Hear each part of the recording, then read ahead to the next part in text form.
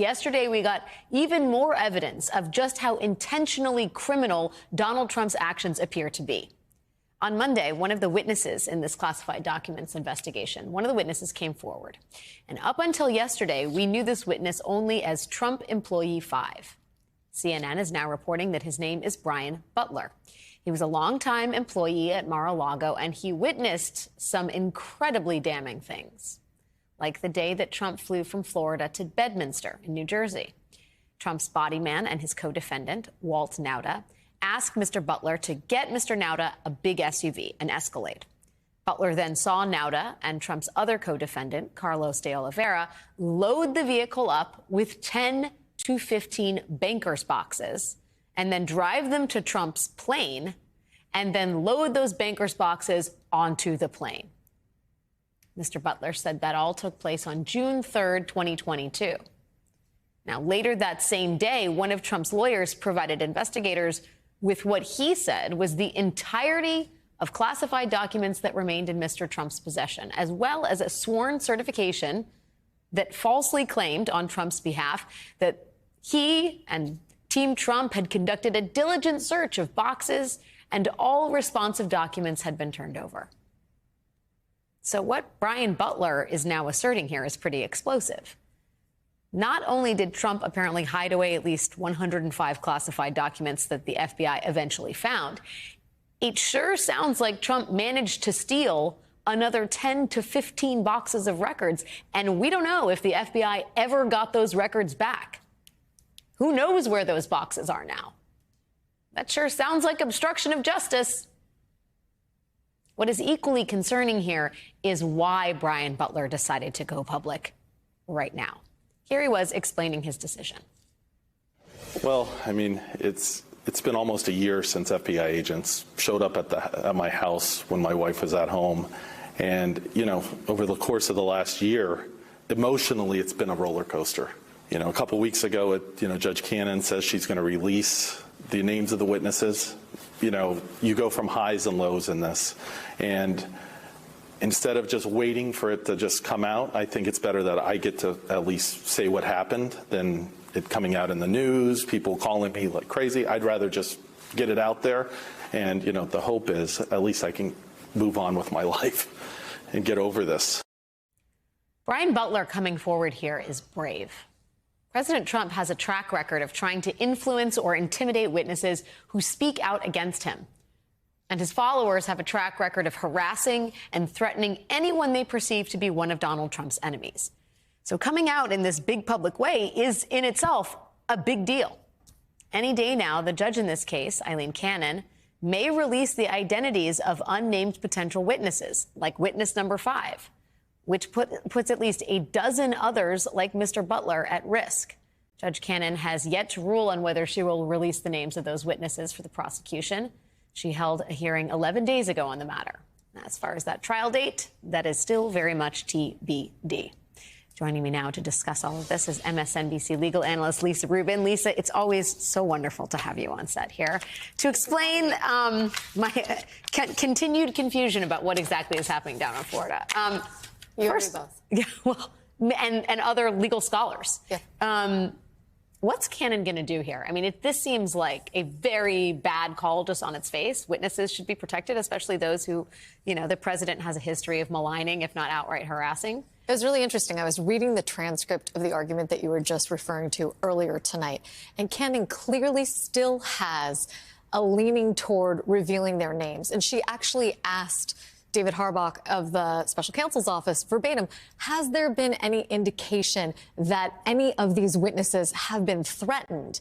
And his response was sort of incredulous, but then he said to her, well, that's not the standard, Your Honor. We don't have to show that a witness has been threatened in order to make a credible case to you that the revelation of their names would compromise this investigation as well as their public safety. Do you feel like if she says no, Jack Smith takes this to the 11th Circuit? I do. I think Jack Smith does take this to the 11th Circuit because it's not just about Brian Butler as Trump employee number 5, who has now unveiled himself willingly. There are 20 to 25 other witnesses, according to Harbaugh's estimation, that could be impacted. And it's not just their identities, Alex. I want to be clear with you and our viewers.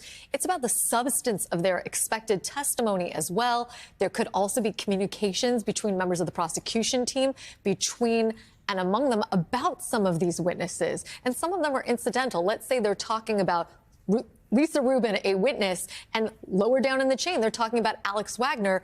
You could end up having Alex Wagner's name out in the public domain, even though it's entirely incidental to the purpose for which that exhibit was used in these underlying motions. That is the subject of this unsealing order. I do wonder when we talk about the sort of the most explosive elements of this interview with Mr. Butler, I was shocked at his account of helping to load 10 to 15 bankers' boxes that he said looked very much like the boxes storing classified documents that we've seen photos of in the indictment document, that those 10 to 15 boxes were loaded onto a plane and took off. To me, if I'm the special counsel, first of all, they knew this months ago. Yep. Why not continue looking for them? What does that reflect on the part of Jack Smith? Well, first of all, we don't know that they haven't recovered them. It could be that they have determined that all of those boxes were returned to Mar-A-Lago or somewhere else, that they essentially followed Trump around wherever he went. I had a conversation with someone on your team tonight about our shared recollection that when Trump showed up in New York last year for a deposition in the New York Attorney General's civil fraud case, he was seen outside Trump Tower with personal aides carting some of those very same sorts of bankers' boxes. Look, there is a reference in the indictment to the fact that Carlos de Oliveira, Walt Nauta, and others shepherded boxes onto a plane as Trump was leaving from Florida to head north.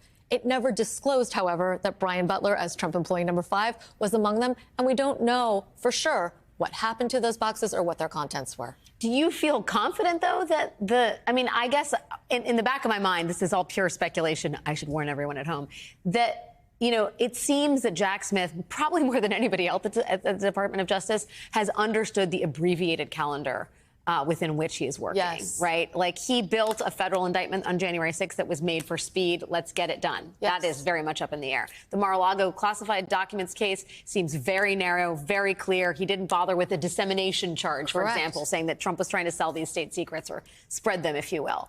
That seems intentional, right? I'm going to go for the stuff I know I can convict on. And by the way, he can still use evidence of some of this as proof of intent at trial, even if they don't lead to separate charges. So Jack Smith, to your point, I think has adopted a really surgical approach. He is probably also determined, based on his team's experience with Judge Cannon so far, that further superseding this indictment is to no one's benefit. Yeah. That doesn't mean if and when this case were ever to be tried, that we wouldn't see some of the things that Brian Butler talks about in that interview come back and make a reappearance at trial, including through his testimony. Right. I do think that there's been sort of a fatalist attitude about this because it's unlikely to happen before November, that people think it doesn't matter. But there's a 50% chance that Joe Biden is the president of the United States come the end of November, which means this trial could actually happen. I do wonder what you think the timeline might be for this, given Cannon's seeming indecision to actually set a date.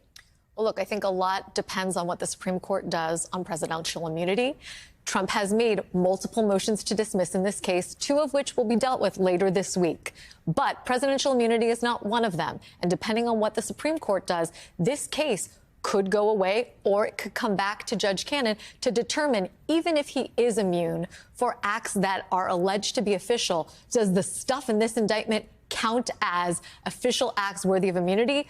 I would tell you no. They are post-presidential acts that don't qualify. Donald Trump, on the other hand, is saying because they emanate from his lawful possession during his presidency, he is still entitled to cloak himself in the very comfy bathrobe of immunity. So does that mean he gets to go into the White House at any time, steal a bunch of stuff and say, I'm not going to ask you to actually answer that, but that seems to be what is suggested by an argument to Trump's merit.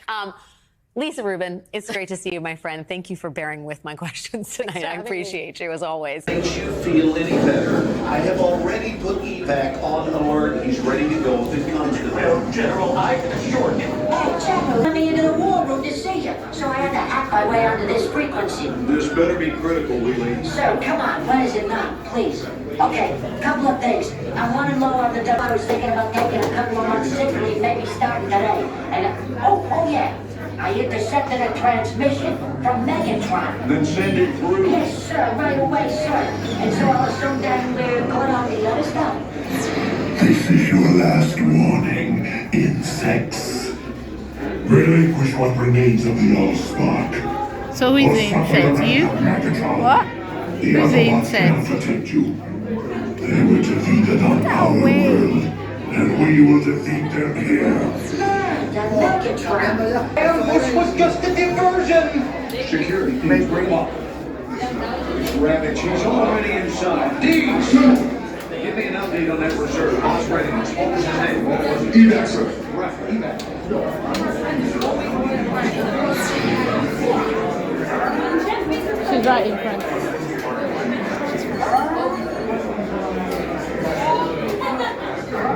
We are facing a heavy sustained attack. They appear to be after the Allspark aircraft. General! General! Evac immediately. Evac everything.